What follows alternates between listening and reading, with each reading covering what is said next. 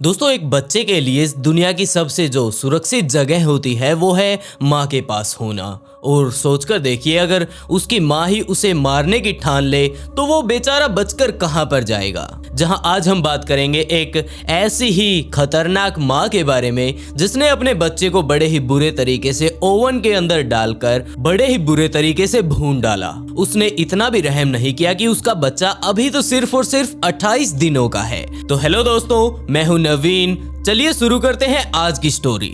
इस रियल कहानी का जो मेन सस्पेक्ट है उसका नाम है चाइना आर्नोल्ड। इसका जन्म 29 मार्च 1980 को हुआ। ये बचपन से ही काफी ज्यादा अजीबोगरीब कारनामे करती रहती थी, जहां सन 2000 आते आते इसने क्रिमिनल्स में अपना नाम लिखवाने में बिल्कुल देरी नहीं लगाई और इसे सन 2000 में ही किडनैपिंग के केस में अरेस्ट कर लिया गया। उस केस के चलते इसने लगभग 3-4 महीने जेल के अंदर बिताए, लेकिन ये जैसे ही जेल से बाहर आती है तो बाहर आते ही फिर से अपने कारनामे लोगों के सामने दिखाने लगती है। इसी तरह चलते चलते लगभग 2002 आया जिसमें इसे फिर से जेल की हवा खानी पड़ी, क्योंकि इसने काफी सारे लोगों के साथ फ्रॉड किया था। लेकिन जैसे ही वो जेल से छूटती है तो उसके दिमाग में ये आता है कि उसने अपनी जिंदगी में काफी सारे अजीबोगरीब और गैरकानूनी काम कर लिए हैं। अब उसे अपनी जिंदगी पर थोड़ा ध्यान देना चाहिए। आखिरकार वो अब बड़ी भी हो चुकी है और उसे अपनी एक गृहस्थी भी बसानी है, जिसके चलते वो अपने आप को सुधारने की कोशिश करती है।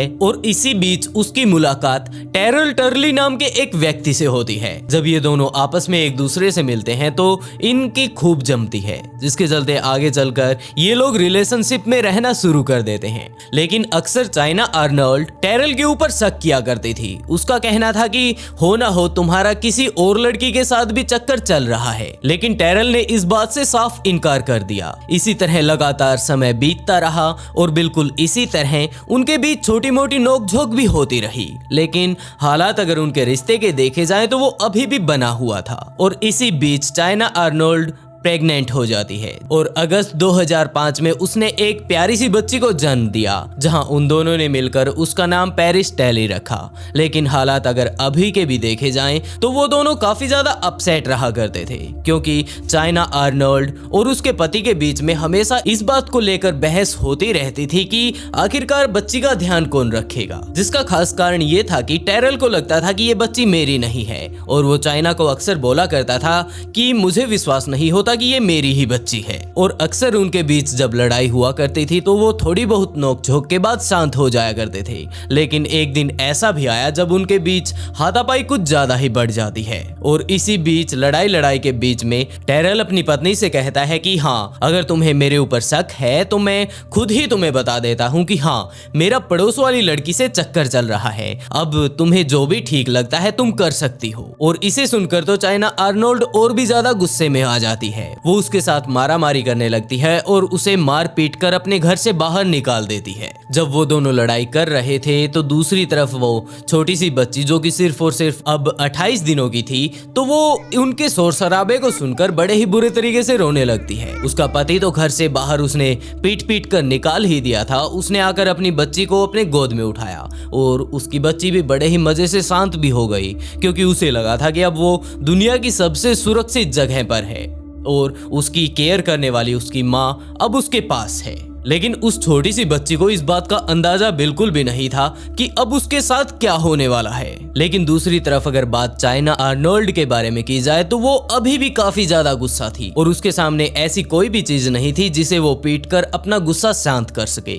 जिसके चलते उसने अपनी उस छोटी सी बच्ची को ही उठाया और उसे ओवन में फिट कर दिया। जी हाँ दोस्तों, वो बच्ची काफी ज्यादा छोटी थी, जिसके चलते वो उसके अंदर बड़े ही आराम से आ भी गई और अपना गुस्सा उतारने के लिए वो उसे ओवन में डालकर 2 मिनट के लिए ओवन को चलाकर बाहर चली जाती है। लेकिन जैसे ही वो 2 मिनट बाद वापस आती है और ओवन को खोलकर बाहर निकालती है तो वो देखती है कि उसकी बच्ची बड़े ही बुरे तरीके से गर्म हो चुकी है और उसका टेम्परेचर सामान्य हो जाए, इसलिए उसने उसे उठाया और अपने घर में मौजूद बाथरूम में लेकर गई। वहां पर एक टब में काफी सारा पानी मौजूद था, तो चाइना ने उस छोटी सी पेरिस नाम की उस बच्ची को उस टब के पानी में डुबो दिया ताकि इसका जो टेम्परेचर है वो थोड़ा कम हो जाए। लेकिन जैसे ही चाइना आर्नोल्ड ने उस पेरिस नाम की बच्ची को पानी में डुबोया तो उसके शरीर पर काफी सारी मौजूद स्किन पानी में तैरने लगती है। वो उसे पानी से वापस निकालती है और बाहर निकालकर कपड़े में लपेटकर अपने रूम में बैठा देती है, जहां चाइना को भी इस बात का अंदाजा नहीं था कि उसके साथ क्या हुआ होगा। वो पूरी रात उसे अपने साथ रखती है और जब उसकी बच्ची पूरी रात किसी भी तरह की कोई एक्टिविटी नहीं करती तो वो उसे उठाकर हॉस्पिटल लेकर जाती है। हॉस्पिटल में ले जाते ही जब डॉक्टर्स उसे पहली नजर में देखकर चेक करना शुरू करते हैं तो वो देखते हैं कि इस बच्चे के शरीर पर काफी सारी जगह ऐसी मौजूद हैं जहां पर चमड़ी मौजूद ही नहीं, यानी कि उसकी स्किन पूरी तरह से उतर चुकी थी। वो लोग भी पूछते हैं कि आखिरकार आपकी बच्ची के साथ क्या हुआ है, प्लीज हमें थोड़ा अच्छी तरह से बताइए ताकि हम लोग इसका अच्छे से ट्रीटमेंट शुरू कर सकें।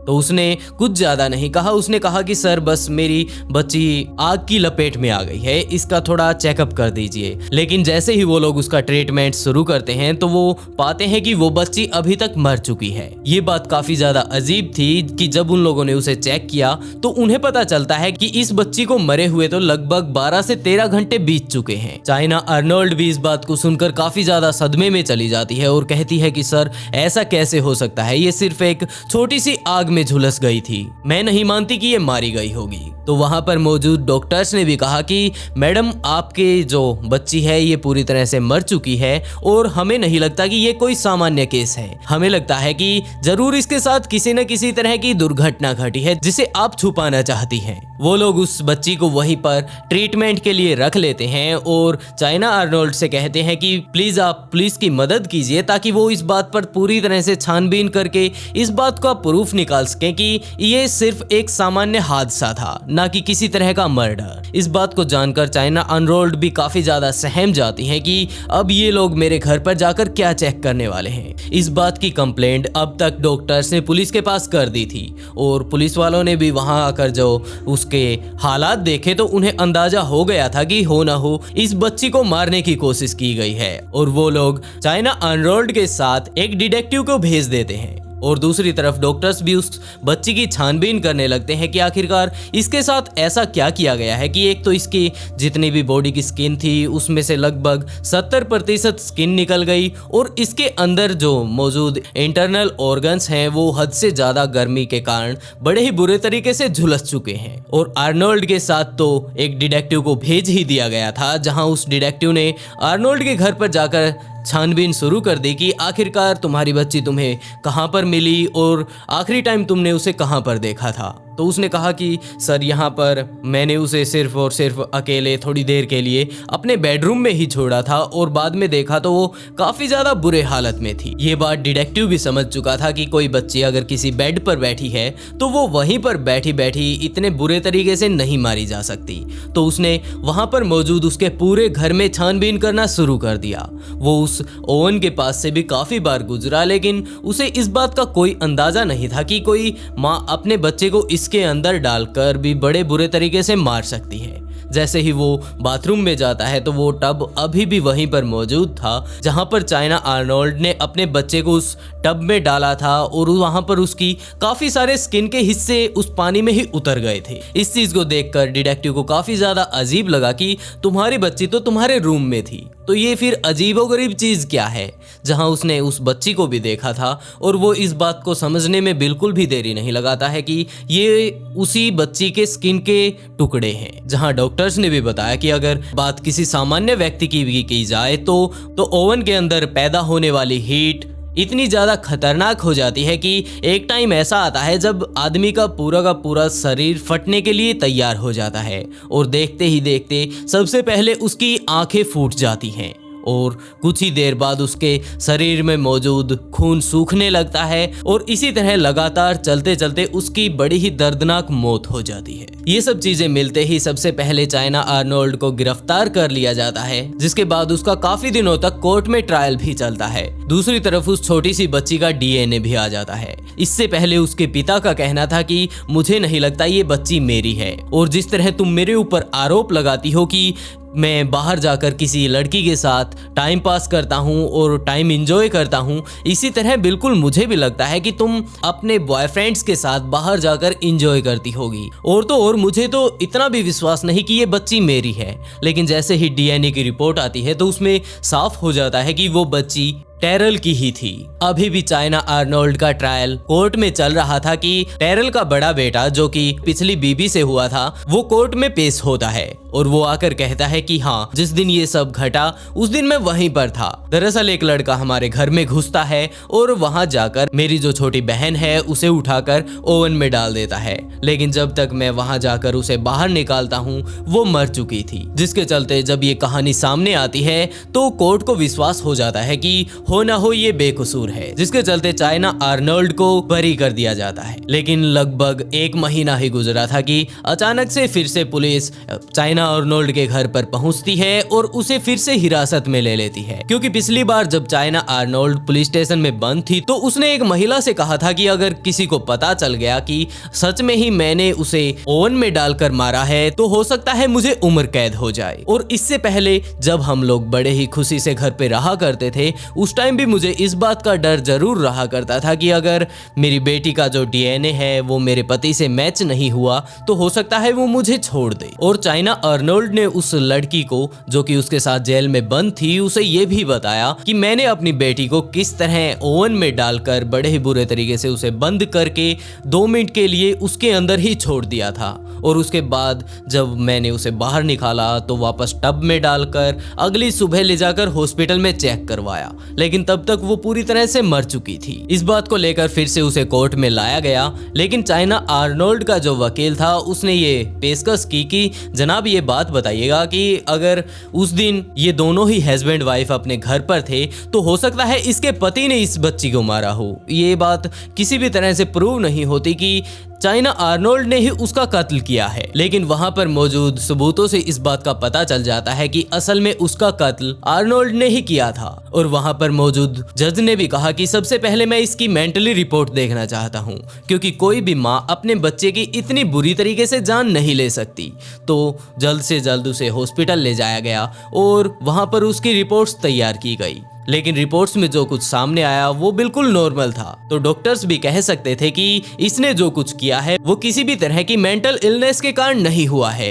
ये जिस टाइम इसने जो कुछ किया है उस समय ये पूरी तरह से हष्ट पुष्ट थे। लेकिन उसके वकील ने फिर से जज के सामने जाकर कहा कि सर, मेरी जो विक्टिम है इसे ड्रग्स लेने की, शराब पीने की काफी बुरी आदत है और हो सकता है उस दिन भी इसने इसी तरह ड्रग्स ले रखी हो। और ये बात उन लोगों ने प्रूव भी कर दी। और जज ने भी यही कहा कि हो ना हो किसी भी तरह की कोई भी ड्रग्स ले रखी हो या फिर किसी भी तरह का कोई नशा कर रखा हो, आखिरकार कोई माँ अपने बच्चे की जान कैसे ले सकती है। और उनके जो ओपोजिट वकील थे उनने भी कहा कि जनाब हम लोग चलो मान लेते हैं कि इसने किसी न किसी तरह के नशे में ये सब किया है, लेकिन नशे में कोई व्यक्ति हड़बड़ी में कुछ ना कुछ करता है, जैसे कि किसी तरह की बंदूक उठाई और सामने शूट कर दिया, या फिर चाकू उठाया और किसी के पेट में घोंप दिया। लेकिन नशे का मतलब ये बिल्कुल भी नहीं है कि कोई आदमी सबसे पहले उठेगा, अपने बच्चे को उठाएगा, ओवन में ले जाकर उसे बंद करेगा, 2 मिनट तक उसके फ्राई करेगा और उसके बाद सबूत मिटाने के तौर पर सबसे पहले उसे जाकर पानी में भिगोएगा और पूरी रात अपने पास लेकर सोता रहेगा। आखिरकार ये कौन सा नशा है? और इसी नशे के बीच में क्या उसे एक बार भी याद नहीं आया कि ये उसकी बच्ची है? हो सकता है वो पहले नशे में हो, लेकिन जब वो पानी के पास गई और इस तरह उसे गीला करके अपने पास वापस लाकर उसने सुलाया, तो क्या उस टाइम भी इसका नशा ठीक नहीं हुआ? हो सकता है उस टाइम अगर ये अपनी नशे से बाहर निकल जाती तो उसी टाइम आकर हॉस्पिटल में इसका इलाज करवा के अपने बच्ची को बचा सकती थी। लेकिन मिलोड ये सब जानबूझकर किया गया है, जिसके चलते कोर्ट ने भी यही फैसला सुनाया कि कोई भी व्यक्ति इतना कुछ नशे में नहीं कर सकता। चाइना आर्नोल्ड को गिल्टी पाते हुए उसे उम्र कैद की सजा दे दी। वैसे दोस्तों इस केस से रिलेटेड फोटोज में यहाँ पर कम्युनिटी गाइडलाइंस के कारण नहीं दिखा सकता। वैसे आप लोग इस केस से जुड़ी हुई असली फोटोज देखना चाहते हैं, इंस्टाग्राम पर मुझे मैसेज जरूर करें। इसके साथ ही वहां पर फॉलो जरूर कर लें, क्योंकि मैं अक्सर वहां पर शॉर्ट्स वीडियो डालता रहता हूँ। वैसे दोस्तों आज के लिए बस इतना ही। बहुत जल्द मिलते हैं एक नई इंटरेस्टिंग वीडियो के साथ।